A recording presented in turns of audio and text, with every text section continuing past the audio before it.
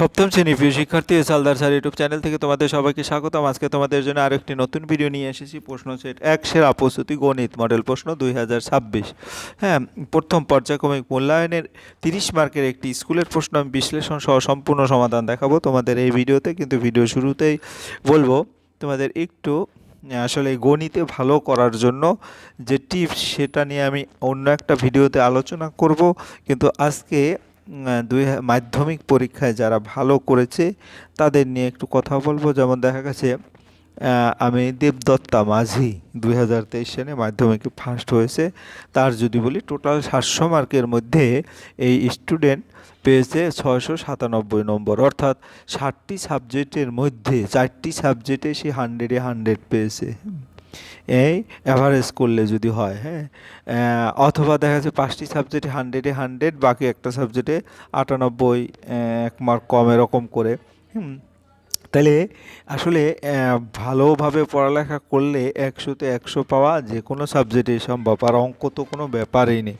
হ্যাঁ, যাই হোক, এই তোমরা যারা ভালো করতে চাও এখন থেকে, হ্যাঁ, একটু মনোযোগী হয়ে ভালো করে টেক্সট বইটি ফলো করবে, কারণ এদের সবাইরই কিন্তু টেক্সট বই সম্পর্কে খুব নিখুঁত আইডিয়া ছিল। যাই হোক, বলবো ভিডিও শুরুতে তোমরা যারা এখনও আমার চ্যানেলটিকে সাবস্ক্রাইব করোনি তারা এখনই চ্যানেলটিকে সাবস্ক্রাইব করে বেল আইকনটি প্রেস করে দাও। এরকম আরও অনেক ভিডিও পাওয়ার জন্য আমরা সরাসরি চলে যাচ্ছি।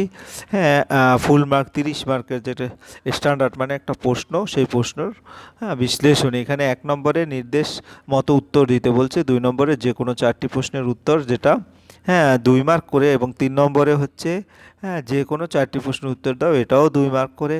আর 4 নম্বরে হচ্ছে জ্যামিতি। জ্যামিতি কত? যে কোনো 2টি প্রশ্নের উত্তর দাও, 3 দুগুণ 6, 3 মার্ক করে। যাই হোক, এখন আমরা 1 নম্বর প্রশ্ন দেখব। নিচের প্রশ্নগুলির নির্দেশ মতো উত্তর দাও, 1, 2, 3, 4, এভাবে সরাসরি 1 নম্বর দেখব। সঠিক উত্তরটি নির্বাচন করো।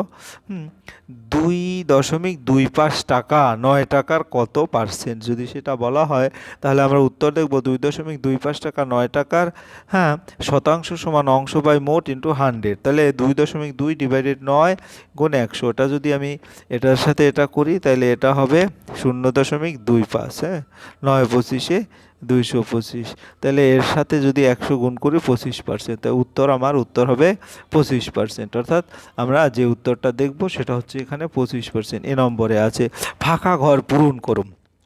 সামথিং ইন্টু -1 + 9 = 0, অর্থাৎ এখানে 9ই হবে। 9-এর সাথে -1 যোগ করলে -9 হবে। তাহলে ফাঁকা ঘরে ধরলাম x ইন্টু -1 + 9, অর্থাৎ x = ওই যেটা বললাম 9ই হবে। ঠিক আছে, x এর মানটা তাহলে এখানে হবে ফাঁকা ঘরে 9। ঠিক আছে, এরপরে আমরা চলে যাব 3 নম্বরের প্রশ্ন। 6⁷ এর ঘাত এবং নিধান লেখো। তাহলে ভিত্তি বা বেস যেটা 6 এবং ঘাত হচ্ছে 7, তো ভিত্তি নিধান এগুলি কিন্তু তোমার পাওয়ার যেটা সেটা, আর বেজ যার উপরে পাওয়ার সেটাকে বলে। যেমন এখানে ঘাত হচ্ছে 7, ঠিক আছে, আর ভিত্তি হচ্ছে 6। ঠিক আছে, আমরা পরের প্রশ্ন যাব। পরের প্রশ্ন হচ্ছে কি, ভিত্তি মানে নিধান যেটাই বলো। 16 × 16 × 16 এর 2 এর ঘাত আকারে প্রকাশ করো। তাহলে 16 3টা 16 যদি 16, অর্থাৎ 2 4বার গুণ করলে 16 হয়। তাহলে এখানে কয়টি 16 আছে? 3টা 16। তাই 2 2 to the power 4 2 to the power 4 2 to the power 4। তাহলে এইগুলি যদি আমরা পাওয়ারগুলি যোগ করি, 4 2 8 3 4 12, অর্থাৎ 2 টু দি পাওয়ার 12 হবে উত্তর। এরপরের প্রশ্ন, অনুপাতটিকে লঘিষ্ঠ আকারে প্রকাশ করো। 15 PQ অনুপাত 21Q। তাহলে আমরা যদি এটা অনুপাত আকারে প্রকাশ করি তাহলে আসলে এভাবে হয়, 15 PQ উভয় দুটোকে যদি 3Q দ্বারা কাটাকাটি করি, QQ চলে যায়, 3 5 15, অর্থাৎ 5P থাকে। হ্যাঁ, আর এখানে যদি 3 QQ কাটা যায়, 3 7 21, এখানে 7 থাকবে, অর্থাৎ 5P/7। তাহলে এবারে পরের প্রশ্ন হচ্ছে সঠিক উত্তরটি নির্বাচন করো। x y ও z ক্রমিক সমানুপাতি হলে কোন সম্পর্ক ঠিক? x y z যদি ক্রমিক সমানুপাতি হয়, x/y = y/z, অর্থাৎ y² = xz বা zx, এরকম xz। তারপরে তাহলে এটা y² = xz, অর্থাৎ b নম্বর উত্তর। এরপরে 7 নম্বরের প্রশ্ন, 5 - 6x² y² + 6y সংখ্যামালা x² এর সহগ। তো x² এর সহগ মূলত 6y², x² যুক্ত পদ হলো 6 - 6x² y², তাহলে x² সহগ -6y²। এর পরের প্রশ্ন হচ্ছে পাশের চিত্রে বিএসি কোণ অনুপাত এবিসি কোণ ইকুয়াল কত হবে এই পাশের চিত্রে, তাহলে এটা 60 ডিগ্রি, এটা 50 ডিগ্রি। হ্যাঁ, তাহলে এই কোণটা আমার কত, তাই তারপরে অনুপাতটা বের করব। তাহলে তিনটা কোণের সমষ্টি 180 ডিগ্রি, তো 180 থেকে 50 আর 60 বাদ যাবে। তাহলে আমরা যদি একটু করি, 180 থেকে 70 ডিগ্রি হবে। তাহলে অনুপাত হবে 50, 50 শূন্য শূন্য কাটা যায়, 5:7। পরের প্রশ্ন হচ্ছে কি 2 নম্বরের প্রশ্ন। আমরা 1 নম্বরের প্রশ্ন হয়ে গেছে, এবার 2 নম্বরে 2 মার্কের। 6 কিলোগ্রাম স্টেনলেস স্টিল তৈরি করতে 720 গ্রাম ক্রোমিয়াম লাগে।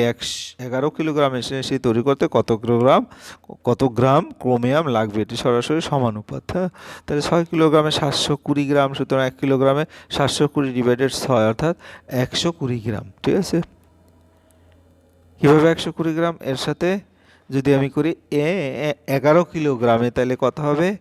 120 × 11 অর্থাৎ 1320 gram. That means 1320 gram chromium. 1 number হয়ে গেল।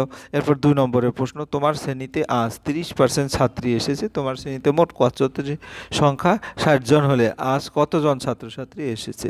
তাহলে শতাংশের সূত্র ব্যবহার করে উপস্থিত ছাত্রী হচ্ছে 30 ডিভাইডেড 100 × 60। তাহলে আমরা যদি 2টা শূন্য কেটে দিই, তাহলে 18 জন হয়, অর্থাৎ 18 জন ছাত্রী উপস্থিত, অর্থাৎ এই শূন্য এই শূন্য এই শূন্য এই শূন্য কাটবো। ঠিক আছে, পরের প্রশ্ন বলছে মিলন একটি পরীক্ষা দিয়েছে, ওই পরীক্ষায় 10টি প্রশ্ন ছিল।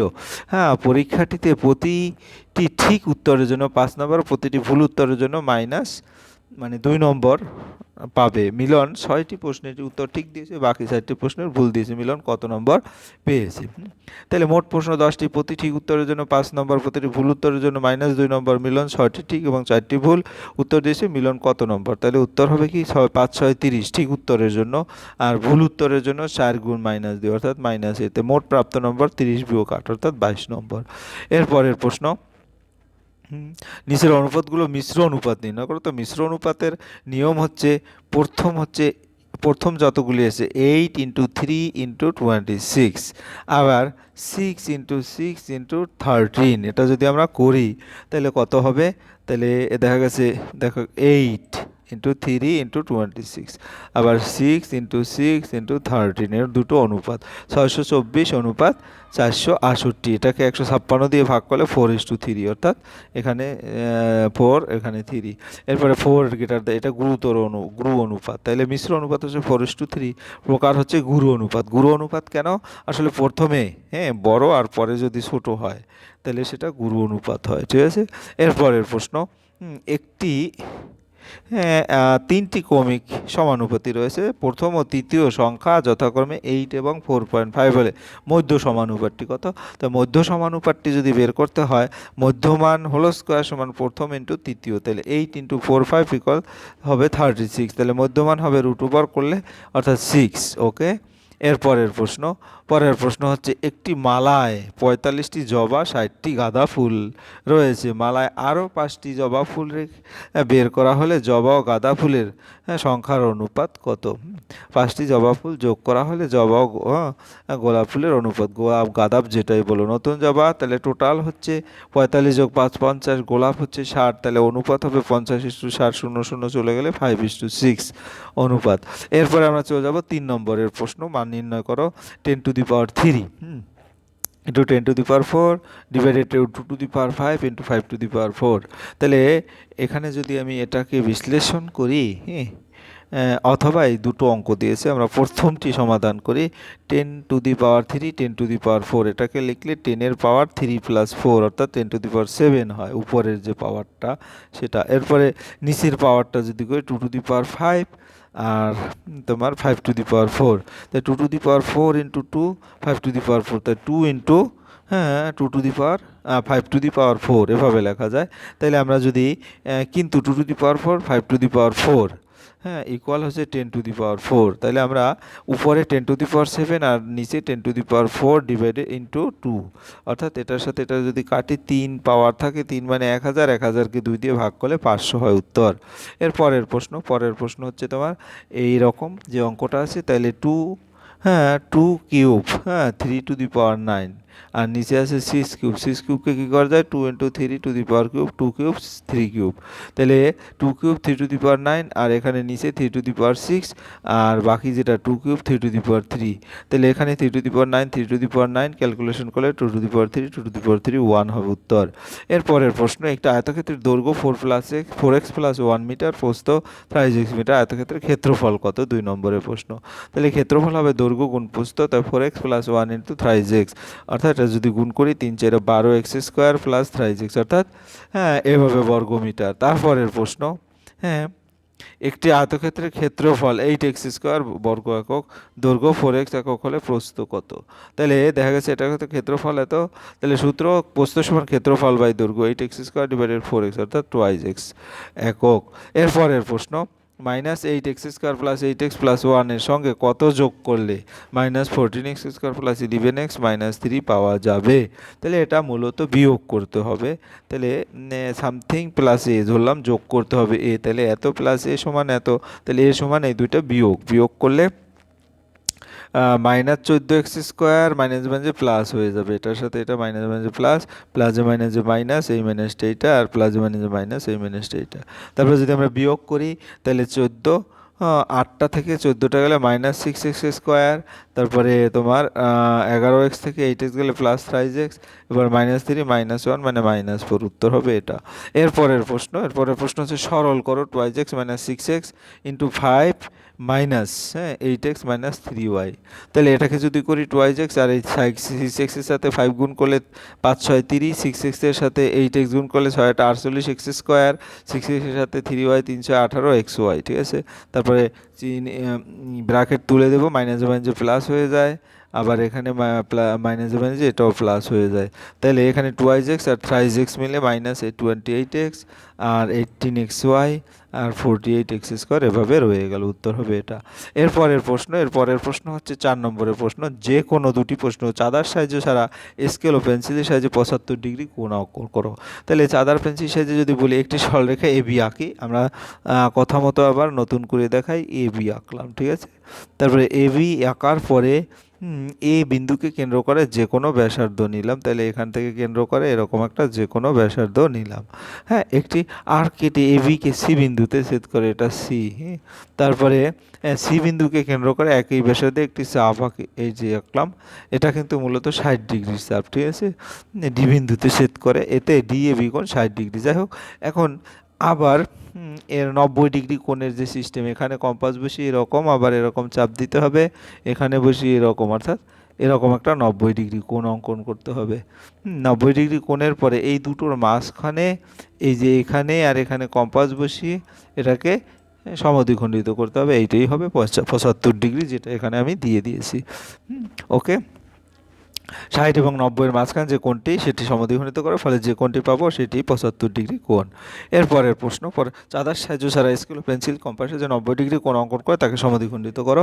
তাই 90 ডিগ্রি কোণ যদি তোমাদের আবার দেখায়, সেটা 90 ডিগ্রি কোণ আঁকার সিস্টেম হচ্ছে, যে কোনো একটি রেখা নেবা, এরকম করে একটা চাপ আঁকবা, এখানে কম্পাস রাখবা, সেই একই চাপ করে এদিকে নেবা, পরে এখানে কম্পাস বসাবা, এখানে কম্পাস বসিয়ে এরকম একটা চাপ, এরকম একটা চাপ, পরে এই দুটো যেখানে ছেদ করছে সেটা যোগ করে দিবে, ঠিক আছে, অর্থাৎ এটা এখানে আসবে। যাই হোক, তারপরে যেটা করবে সেটা হচ্ছে কি, এটাকে সমদ্বিখণ্ডিত করতে হবে, অর্থাৎ এখানে কম্পাস বসাতে হবে, আর এখানে কম্পাস বসিয়ে এর মাঝখানে, এখানে আর এখানে কম্পাস বসাবে এই দুইটার, তারপরে এখানে একটা চাপ আঁকবে, এখানে একটা চাপ আঁকবে, এরা পরস্পর যে বিন্দুতে ছেদ করবে সেটা যোগ করলেই তোমার 45 ডিগ্রি কোণ হয়ে যাবে, ঠিক আছে, যেটা এখানে চিত্রে দেওয়া আছে, ঠিক আছে। এরপরে সেই 45 ডিগ্রি কোণে এখানে দেখানো হচ্ছে। হ্যাঁ, তারপরে আমি চলে যাব সরাসরি পরের অঙ্ক, স্কেল ও কম্পাসে 15 ডিগ্রি কোণ অঙ্কন করো। 15 ডিগ্রি কোণ হচ্ছে তোমার যে কোনো একটা সরল রেখা আঁকবে, তারপরে এখানে বসিয়ে একটা চাপ আঁকবে, চাপ আঁকার পরে তারপরে যে চাপটা নেবে সেটা অলরেডি 60 ডিগ্রি, তারপরে মাঝখানে যদি একটা সমদ্বিখণ্ডিত হয়, এটা হচ্ছে 30 ডিগ্রি, তারপরে এটার সাথে এটা যদি সমদ্বিখণ্ডিত হয় এরকম করে, তাইলে এটা হবে 15 ডিগ্রি, ঠিক আছে, যেটা চিত্রে দেওয়া আছে। হ্যাঁ, তোমার শুধু অঙ্কন করতে হবে, বর্ণনা দিতে হবে না। এই ছিল তোমাদের সামগ্রিক প্রশ্ন এবং তার বিশ্লেষণ। আশা করি ভিডিওটি যদি মনোযোগ সহকারে দেখো তাহলে তোমরা একবার পূর্ণাঙ্গ একটা প্রশ্নের আইডিয়া পেয়ে যাবে এবং সমস্ত প্রশ্নের বিশ্লেষণ সহ উত্তর আমি দেখিয়ে দিচ্ছি। পরিশেষে বলবো ভিডিওটি দেখার জন্য অসংখ্য ধন্যবাদ। ভিডিওটি ভালো লাগলে লাইক কমেন্ট শেয়ার করতে ভুলবে না। আজ এই পর্যন্তই, ধন্যবাদ সবাইকে।